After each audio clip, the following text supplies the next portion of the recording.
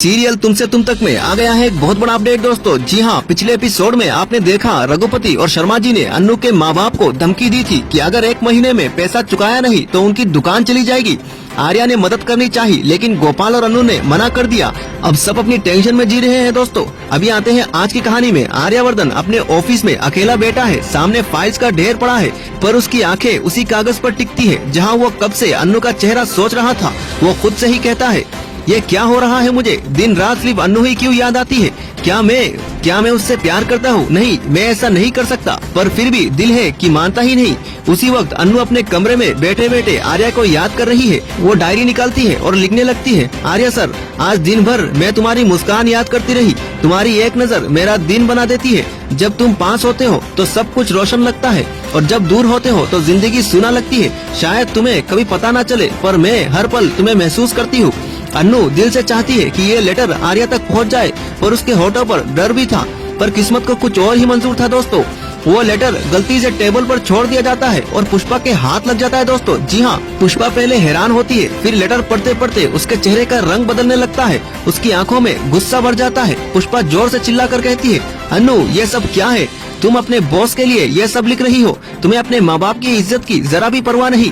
तुम्हें पता भी है कि लोग क्या कहेंगे अगर ये बात बाहर चली गई तो? अन्नू आंखों में आंसू लेकर कहती है, माँ आप समझ नहीं रही।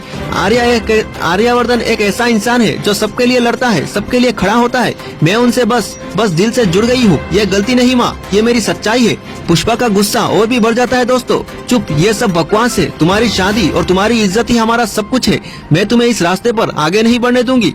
तुम आर्या को भूल जाओ, वरना एक माँ की कसम है तुम्हें।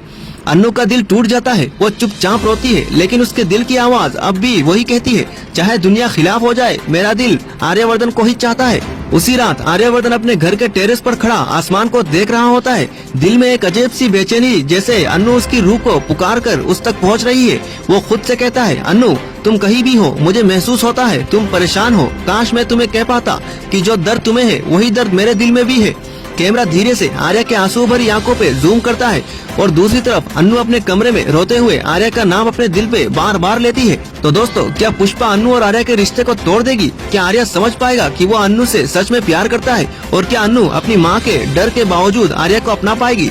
जानने के लिए दोस्तों देखते रहिए सीरियल तुमसे तुम तक। तो दोस्तों, अगर आपको सीरियल तुमसे तुम तक के हर एक अपडेट सबसे पहले पाने हो तो हमारे चैनल को फॉलो करें, लाइक करें और कमेंट में अपनी राय जरूर बताएं दोस्तों। नमस्कार। तो दोस्तों, क्या पुष्पा अन्नू और आर्या के रिश्ते को तोड़ देगी? क्या आर्या समझ पाएगा कि वो अन्नू से सच में प्यार करता है? और क्या अन्नू अपनी माँ के डर के बावजूद आर्या को अपना पाएगी? जानने के लिए दोस्तों देखते रहिए सीरियल तुमसे तुम तक। तो दोस्तों, अगर आपको सीरियल तुमसे तुम तक के हर एक अपडेट सबसे पहले पाने हो तो हमारे चैनल को फॉलो करें, लाइक करें और कमेंट में अपनी राय जरूर बताएं दोस्तों। नमस्कार।